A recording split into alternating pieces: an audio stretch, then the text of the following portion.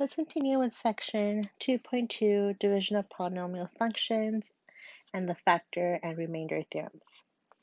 This section will describe two methods of dividing polynomials and explain how division can be used to help determine the factorization of many functions. The first method to discuss is long division. Similar in multiple ways to long division of whole numbers, take a moment to consider the division of 6,820 divided by 13. All right, so let's go through the whole division process. So when you start dividing, you start off by saying, hey, does 13 fit into 6? No, right? So let's add the other number to it.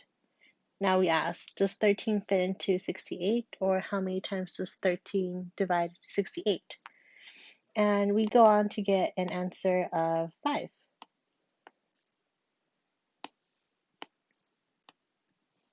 And then we proceed by multiplying 5 by the number outside. 5 times 13, we get 65. And then we subtract the numbers above and below. 68 minus 65, we get 3. And then what do? We bring down the next number, which will make this number now 32. And then we repeat the process, and we ask, how many times does 13 divide 32? And we sit there and we think about it. Our answer ends up being 2. We proceed by multiplying. 13 times 2, we get 26. We repeat the process, we subtract. 32 minus 26, and our answer is 6. We bring down the next number of 0. Again, we repeat the process. And we ask ourselves, how many times does 13 fit in 60? That's 4 times. We multiply 13 times 4, we get 52, and then we subtract. 60 minus 52, we get 8. Does 13 fit into 8? No. And there's no more numbers to bring down. So that's a big indicator that we're done. And that last number is now our remainder. We have now gone through division using numbers. As we move through this section, we're going to be working with different types of dividing polynomials. But again, it follows the same process, especially long division. So then our answer is 524 plus 18 over 13, 8 over 13, but we usually write it as 524 and 8 over 13. All right, let's repeat the process we did with the numbers using a polynomial. So let's write it down. We have x plus 3 on the outside. In the inside of our division bar, we have 2x cubed plus 3x squared minus 6x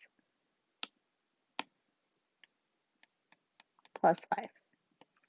And we begin by asking the same question. How many times does x fit into 2x cubed? And that's a division problem. So let's do our work on the side.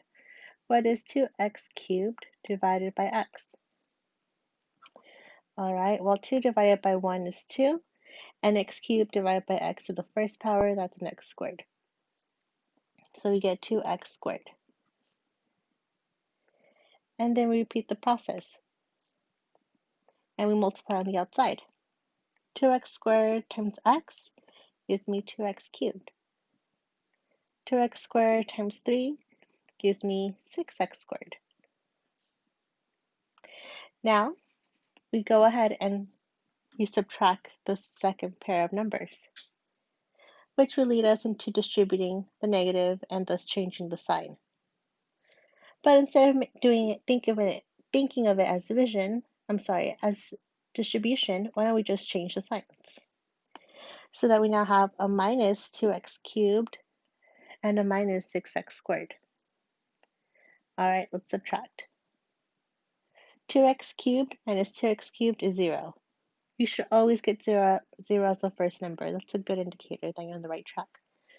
Next, 3x squared minus 6x squared gives me negative 3x squared. All right, now I bring down my other numbers. You can bring them all down in one shot. That's okay. Now we repeat the process.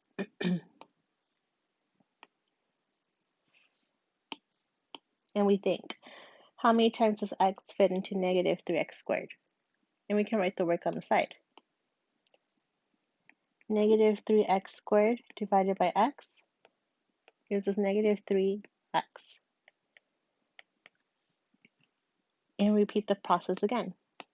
And we multiply to the outside. Negative 3x times x gives me negative 3x squared. Negative 3x times 3, negative 9x. We continue by changing the sign. So this is now a positive, and that's now a positive. Negative 3x squared plus 3x squared, you get 0 again. Good job. You know you're on the right track. Negative 6x plus 9, we get 3x. And then we bring down our number, plus 5. We repeat the process again so that we think, well, how many times does x fit into 3x? Or better yet, what's 3x divided by x? And our answer is just 3, plus 3. And now we multiply. 3 times x gives us 3x. 3 times 3 gives us 9, positive 9. And then we change the signs. So I have a minus and now a minus. 3x minus 3x, we get 0. 5 minus 9, we get negative 4. And that right there is our remainder. So how do we write our answer? Following the same principles as with division involving the whole numbers, we often don't use the word remainder and simply write the polynomial with a fraction portion representing the remainder as. So we write like this, but we write a plus between it. So plus and then a remainder. Or you can write it such that you have the sign, if it's a negative, between the two terms. All right. Let's go on with the next example. Example 4. So what was nice about the last example is that it was set up for us to just work and find the answer. Sometimes we have to do a bit more work. Notice that we're going to divide the number by x squared plus 1, but the number on the inside of division bar needs to be in standard form. So notice here that I have an x cubed. So I have an equation, a polynomial of the third degree, and I want to make sure every degree is represented. So then I would want something squared, then something to the x power, and then some constant, some number without a variable, so that every x from every degree is there. So I have an x cubed. I see I have an x squared, so then I write negative 7x squared. You write on the side. So I have my x cubed, and then my 7x squared. But then we see that we're missing that x value. Well, when that happens, we just write a placeholder with a 0 coefficient. So we have 0x. And our constant, that negative 8. So minus 8. So that's a number that goes inside our division bar, or our division sign. We have x cubed minus 7x squared plus 0x minus 8. Now we can divide. We see that every variable is there and it's represented, so we can go ahead and start off dividing like we did before. So we start off by asking ourselves, x squared dividing into x. Let's do the work on the side. So we have x cubed divided by x squared, we just get x. And then we multiply it out. So x times x squared, we get x cubed. And x times 1, we get 1x. Now let's make sure we line it up with the same like term. All right, now let's change the signs. So that's now a minus, and that's now a minus. And we get x cubed minus x cubed is 0. And 0 minus 1, we get negative 1x. And we can go ahead and bring down our numbers. Negative 7x squared and minus 8. All right, let's repeat our process. Let's think of our numbers in the beginning and divide. So we have negative 7x squared divided by x squared, you get negative 7. All right, now we have to multiply just like before. So we get negative 7 times x squared, we get negative 7x squared.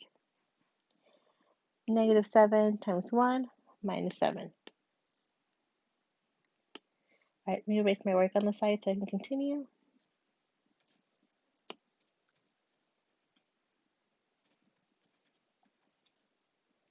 And negative 7x squared, and then we change the signs, so I have positive and a positive. And if we add them, we get 0, which is good. That adds up to be 0. We have negative x minus 1. And that would be our remainder. Right? Because negative x can't be divided by x squared. It would just give us another fraction. So we write our answer as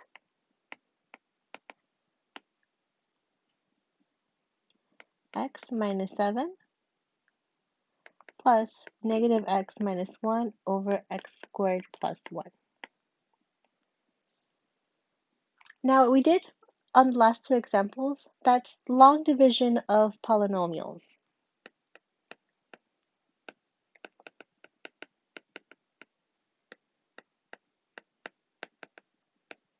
Now why do we do this? We do this because we want to find the breakdown of a number. So say, like a number, take something like 6 divided by 2. We get 3, right? So this tells us a lot. This tells us that 2 times 3 gives us 6. And it's nice to have this breakdown because then that will help us, for example, in polynomials, that will help us find the zeros. If I can break it down from a larger polynomial to a smaller polynomial. Now, long division isn't our only option. We can also do what's called synthetic division. But I can only do synthetic division when I'm dividing by a linear factor. What's a linear factor? Well, that means my x is to the first power. And we want it such that it's always x and a number. All right, so let's go through the process of synthetic division. We want to line up all the coefficients. So we see that 2, 3, negative 6, and 5, we line them up like this. Let's read our text.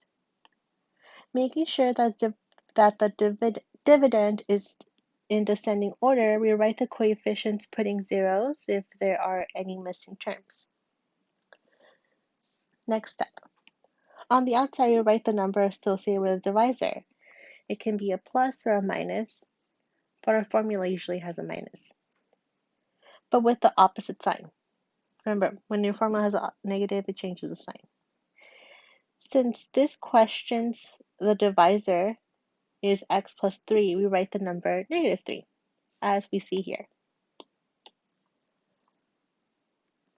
Unlike long division, the answer will be displayed at the bottom. Now the setup is complete. We drop the leading term, as we see here.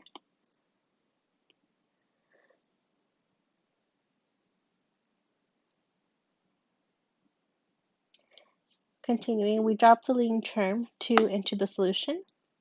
Next, now we multiply the 2 in the solution by the negative 3 and place the number negative 6 under the 3. Then add the second column to get negative 3 as the second number in our solution. So we're doing this rule. I always think of it as you break down the first one, and then your rule is always the same. You're going to multiply, then add. You're going to keep repeating the process over and over again. So you bring down the 2, and then we multiply 3 times 2, we get negative 6, and then we add them. 3 minus 6, we get negative 3. We multiply again. Negative 3 times 3, we get 9. We add them, and we get 3, and so on. You multiply and add, multiply and add, multiply and add. And then, when finished, we get the bottom row.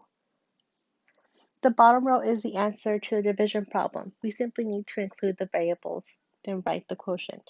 So your numbers are only the coefficients of each term.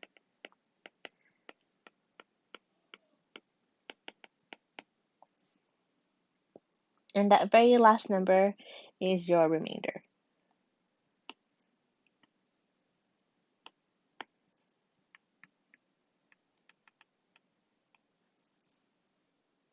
So then when we write the number, we would have no x, x, and x squared, just as we see here. So we write our answer as 2x squared minus 3x plus 3 with a remainder of negative 4. And we divide it by x plus 3. Does this look familiar? Isn't this our first example?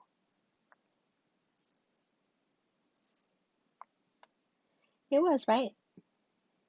And we see we achieved the same solution. All right, let's continue with synthetic division. Let's do these three examples together. Synthetic division is usually new in this course, but once you see it once and you get it, then it's pretty easy to remember and follow along. All right, so we need the constants. I have an x cubed, I need an x squared. So I have x cubed, I don't have an x squared, so I write 0x squared, minus 7x, and plus 9. All right, let's set up our long division. So let's take our coefficients. So I have 1, 0, negative 7, and 9. And we're going to divide by, I have a negative 2, so thus I'll divide by a positive 2. Opposite number. All right, now our first rule is I bring down the first number,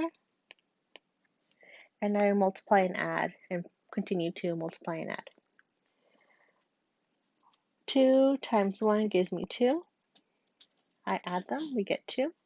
I multiply again. 2 times 2 is 4. I add them, I get negative 3. 2 times negative 3 is negative 6. I add them, we get 3. Always box your last number because that last number is your remainder. So now we build up a polynomial. It has no x, x, and then an x squared.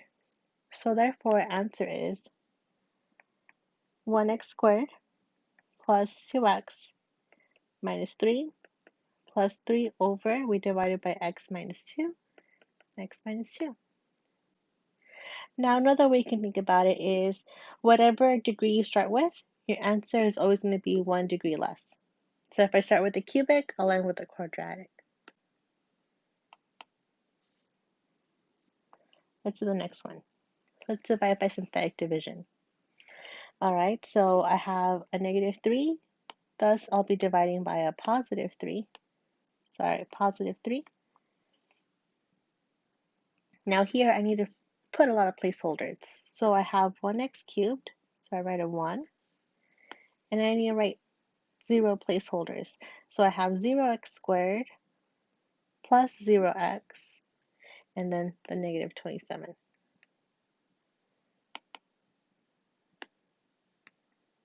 Right?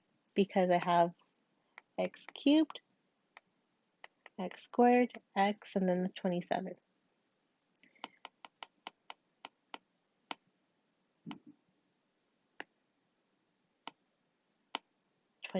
I don't know why I wrote an x. All right, let's go ahead and continue. Let's bring down the 1, and then I multiply and add. So 3 times 1 is 3. We add them, we get 3. 3 times 3 is 9. I'm multiplying these numbers. We add them, we get 9. 3 times 7 is 27. I add them and I get 0. Yay, no remainder. So our answer is, so no x, and then x squared. So that we have x squared plus 3x plus 9.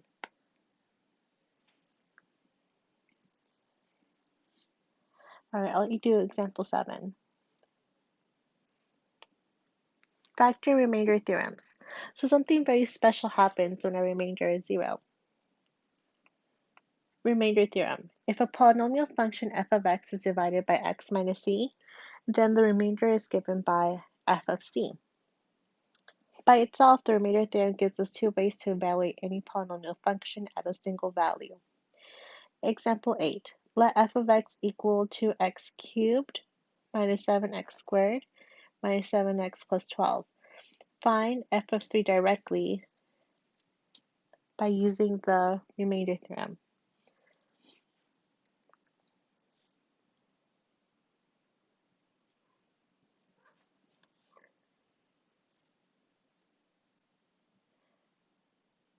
Let me see, I'm trying to think of a color. Let's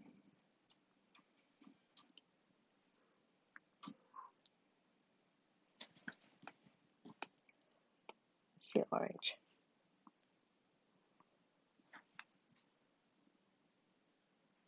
All right, so this is the remainder is found by finding f of 3. So if I plug in f of 3,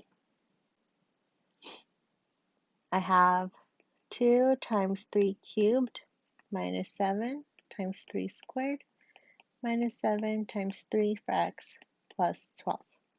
All right, 3 cubed is not 27, so 2 times 27 minus 7 times 9 plus 3 times 7, minus 21 plus 12. All right, 2 times 27, we get 54. So I have 54 minus 63 minus 21 plus 12. Let's go ahead and add them. 54 minus 63, we get 9, negative 9. So I have negative 9 minus 21 plus 12. Negative 9 minus 21 is negative 30 plus 12. We get 18, negative 18. So this right here tells us our remainder if we were to divide by 3.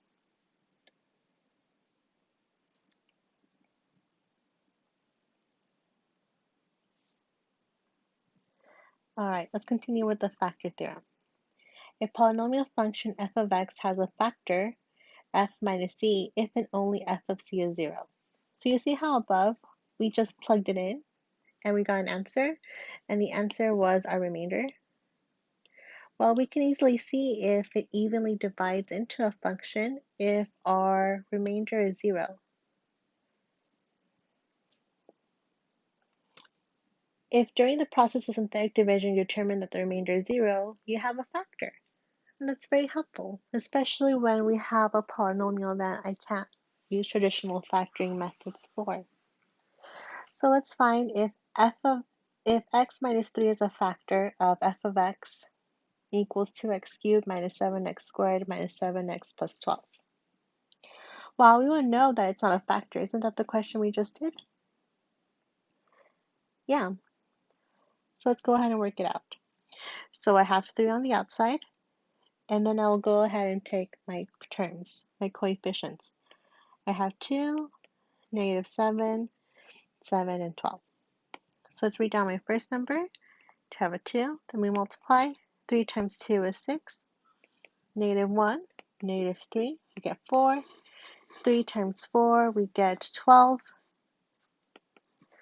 And that gives us 28. So our remainder is 28. Is that what we got? If not, I think I had it wrong. So I think I made a mistake here, right? So double check my work.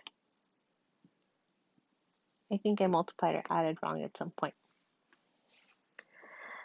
All right, now for the next one. Example 11. Is that a remainder? Well, we're going to divide by positive 1. And I have every degree there. Great, let's continue. So I have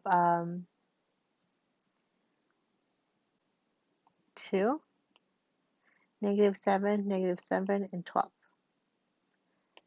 2, 1 times 2 is 2.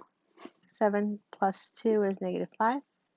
1 times -5 gives me -5. We add them, we get -12. 1 times -12 is -12. We get 0. So yes, it evenly divides. It divides into, so let me emphasize this. This whole polynomial can be divided to be two different things. It can factor to be x minus 1, and then our answer, which is 2x squared minus 5x minus 12. All because we got a remainder of 0. So this is helpful when we have a polynomial that cannot be factorable. I can break it down using synthetic division. All right, we're going to do this in example 14. Completely factor, we have 6x to the 4th power minus 5x cubed minus 23x squared minus 7x plus 5. Given that x plus 1 and x minus 5 over 2 are factors. Okay, let's go ahead and break it down. Let's make sure every degree is there. I have to the 4th power, 3rd power squared, x, and then a constant. Great, we can go ahead and continue. So let's factor by, I have plus c, all right, minus 1. Remember, it's always opposite sign. I have 6, minus 5, minus 23, minus 7, and plus 5. Let's bring down the first number. I have 6. Then we multiply and add. -1 times 6, I get -6. -5 plus 6, plus -6, I get -11. -11 times -1, I get 11. 23 plus 11, I get 1, 2, -12. -1 times -12, I get positive 12. -7 times plus 12, we get 5. -1 times 5, -5. Great, I have a 0 remainder. That's a wonderful thing because that means it evenly divides. So I have factors. I have x plus 1 as a factor. Remember, you change the sign. Because what this really means when I write it this way is x equals -1. And I want to write it before we solve. And then we bring down our answer. Remember, no x, x squared, and then one more, x cubed. So this would be 6x cubed minus 11x squared minus 12x plus 5. All right, it wants me to completely factor, and I know that x minus 5 over 2 is another factor. So let's go ahead and take this and repeat synthetic division with 5 over 2. I have -5 over 2, so write positive 5 over 2. So 5 over 2 divided by 6, -11, -12, and 5. If we bring down our first number, we get 6, and then we multiply. 5 times 6 over 2, 5 over 2 times 6. We multiply across, we get 30 over 2, we get 15. And we add them. -11 plus 15, we get 4. All right, we multiply. 5 over 2 times 4 over 1, we get 20 over 2, we get 10. We add them. We get -2. 5 over 2 times -2 over 1. These cancel, we're left with -5. And we add them, we get 0. Wonderful. So what do we have?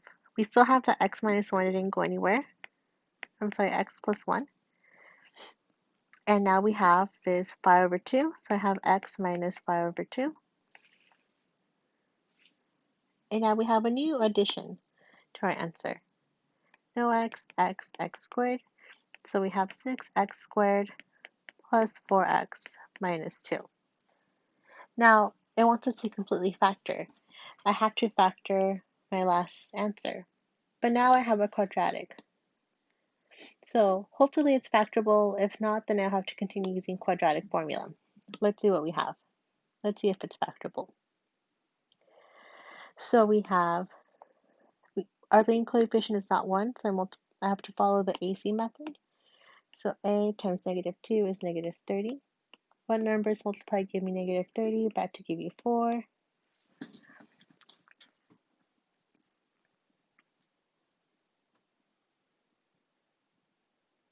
Oh, I can't think of any. Let me make a list. 1 and 30, 2 and 15, 3 and 10, 5 and 6.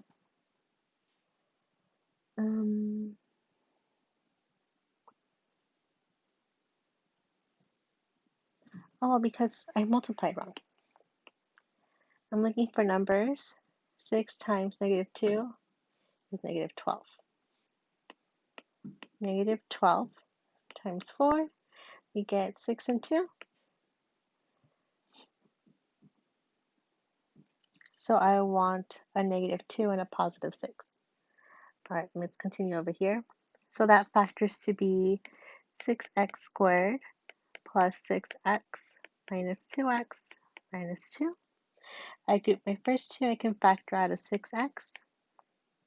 So we're left with x plus 1. My last two, I can factor a negative 2. I'm left with x plus 1. And so this factors to be 6x minus 2 and x plus 1. All right, so I'm going to highlight this because this was just the work for this part in red for that last trinomial. So our final answer, it wants to completely factor. So my answer would be x plus 1, x minus 5 over 2, and my two answers, 6x minus 2 and x plus 1. I have completely factored my polynomial. All right, that's it for this section. If you have any questions, feel free to email me or to post our question in the general discussion board. Thank you.